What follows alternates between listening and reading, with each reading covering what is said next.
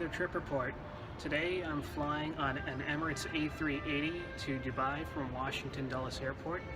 And my connection is going to be to Mumbai, India, so sit back, relax, and enjoy the flight.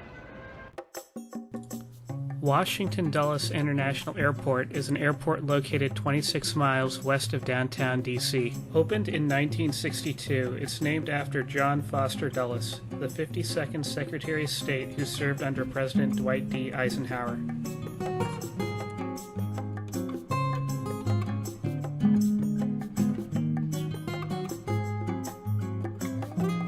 Dulles is one of the three major airports in the larger Baltimore-Washington metropolitan area, with more than 21 million passengers a year.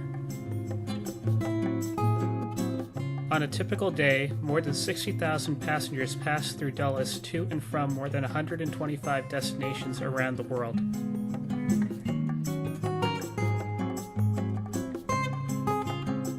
I arrived at the airport in the early hours of the morning. My flight was departing at 10:25 a.m. and I wanted to leave some time to get checked in and through security. The Washington Dulles to Dubai route with Emirates is generally full, so I wanted to get there early so I wouldn't be rushing to the gate.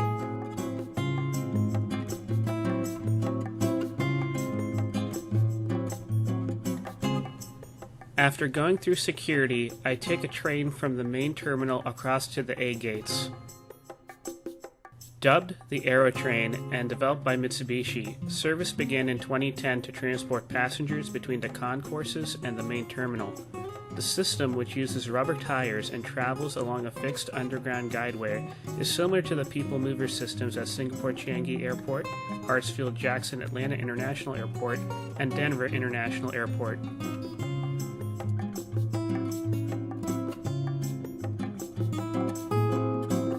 Concourse A is primarily used for international flights. It has a total of 47 gates and connects to Concourse B. You'll find the lounges for airlines such as Air France, British Airways, Virgin Atlantic, Etihad, and Turkish Airlines here. The Concourse also has a good variety of restaurants, from fast food to fine dining. You'll also find shops here selling everything from electronics to designer brands.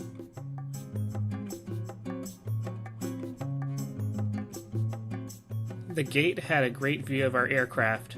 I checked the registration of this Airbus A380 on Flight Radar 24, however, it was not the same aircraft I flew on 2 years ago.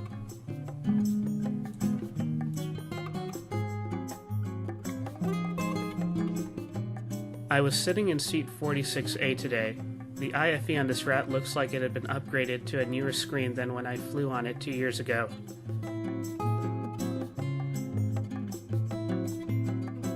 On your seat, you'll find a basic amenity kit, a blanket, and a below-average pair of headphones. I recommend bringing your own. With pushback commencing, I took the opportunity to do some plane spotting. Porter is a Canadian carrier which operates a Washington to Toronto route with their fleet of Dash 8 Q400s. What makes this route so unique is that it arrives at Billy Bishop Toronto City Airport, right across from the Toronto skyline. I'd love to try them out in the future.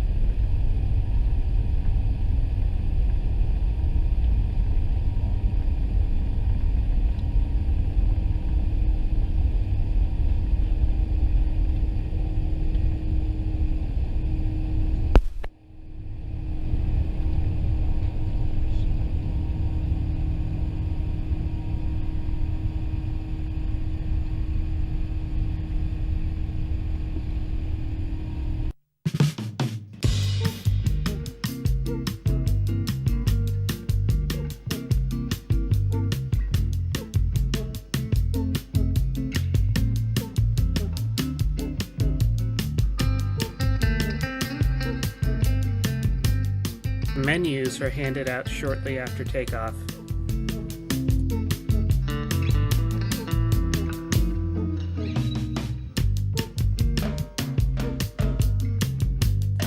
Cruising up the East Coast, I got a great view of the Big Apple.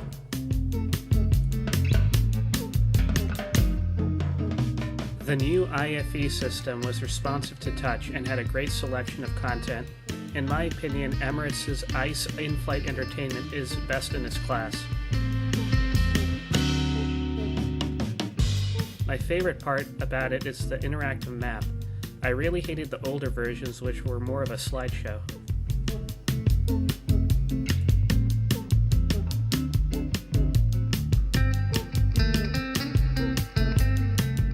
Let's take a moment to be critical about the headphones they give out in economy class.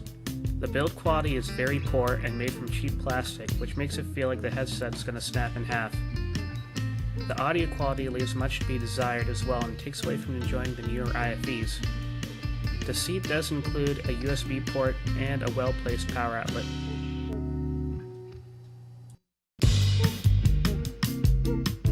For lunch, I decided to go for the gobi masala, an Indian dish consisting of cauliflower, rice, and lentils. I enjoyed it, however, I expected an Indian dish to have a bit more heat.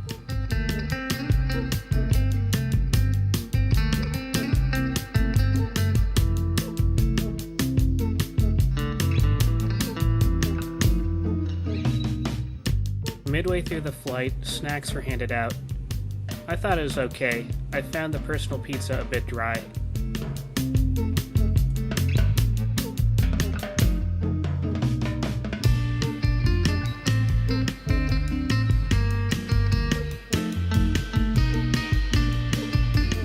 For breakfast, I thoroughly enjoyed the scrambled eggs with chives.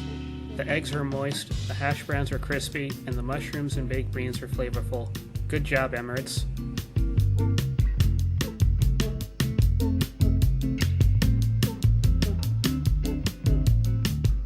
We began our descent over the Persian Gulf, and Dubai started coming into view.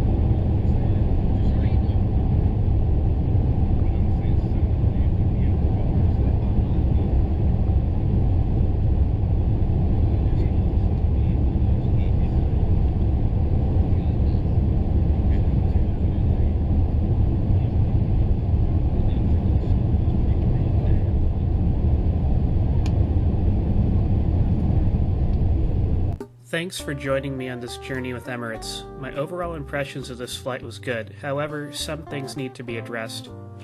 While the seats in the A380's economy class have decent amount of legroom, they do start to feel a bit constricting after more than 8 hours. I highly recommend, if you can, getting up and moving around the cabin every 3 or 4 hours. I often found my feet falling asleep on this 14-hour journey.